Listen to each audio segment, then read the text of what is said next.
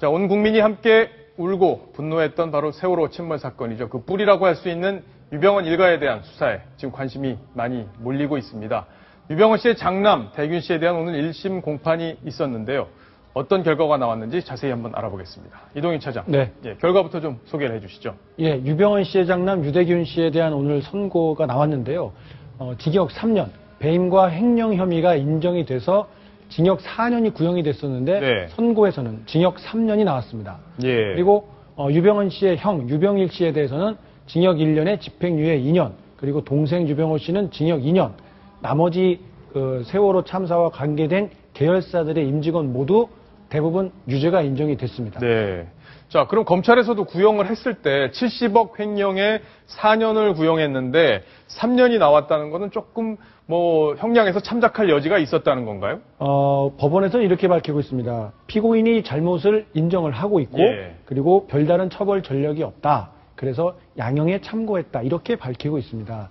이 재판 과정이나 수사 과정에서 본인이 79억 원을 횡령했다. 회사 돈을 빼돌렸다. 예. 이런 혐의에 대해서 크게 부인하지 않았거든요. 예. 그런 점으로 봐서는 문제될 게 없다라는 게 법원의 시각인데, 일반 시민들이 보는 법감정으로 느끼는 이 사안, 사실은 좀 가벼워 보이죠. 그러게요. 워낙 끔찍하고 처참한 참사였기 때문에 과연 이 정도 형량으로 국민의 법감정을 달랠 수 있겠느냐.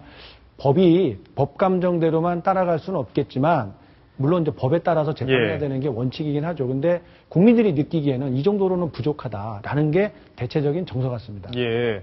자, 징역 3년이면은 징역 3년부터는 집행유예도 가능한 거죠? 가능하죠. 가능한데 집행유예가 선고되지 않았다는 것은 나름대로 법원에서도 이 사안의 엄중함을 느꼈다는 것으로 해석이 됩니다.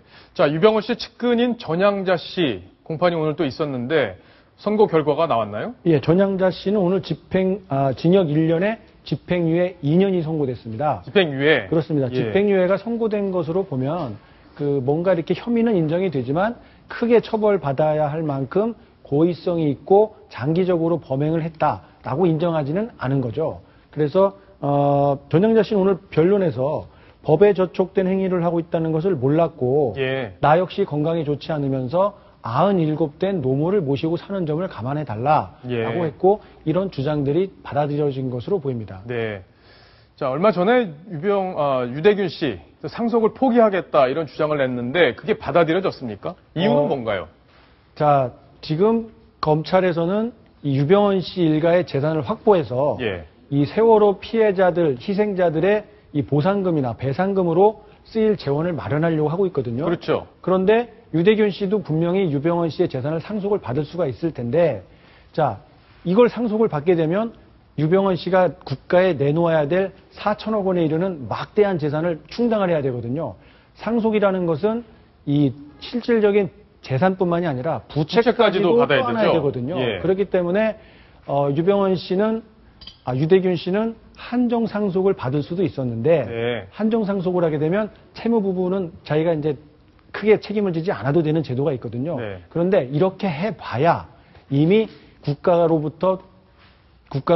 확보해갈 아버지 재산이 워낙 많기 때문에 아무 의미가 없는 겁니다. 그래서 모든 상속 절차를 포기하겠다라고 선언을 했고 법원에서는 법에 정해진 기간에 따라서 이 내용을 받아들일지를 결정을 하게 되고요. 상속을 포기하게 되면 다음 후순위자들도 계속해서 상속을 받을지 포기할지를 선언을 해야 됩니다. 그리고 현재 미국에 있는 혁기 씨라든지 파리에 있는 상나 씨 이런 사람들도 자기 상속에 대해서는 어떻게 해야 할지 입장 표명을 분명하게 해야 됩니다.